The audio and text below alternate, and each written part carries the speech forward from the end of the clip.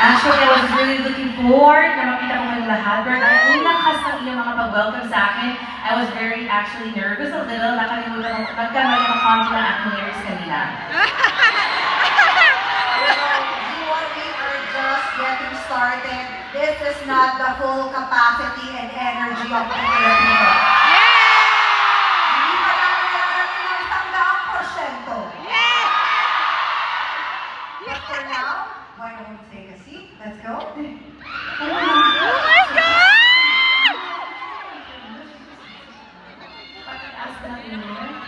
Di niya marinig kagad. Hindi niya marinig sarili niya.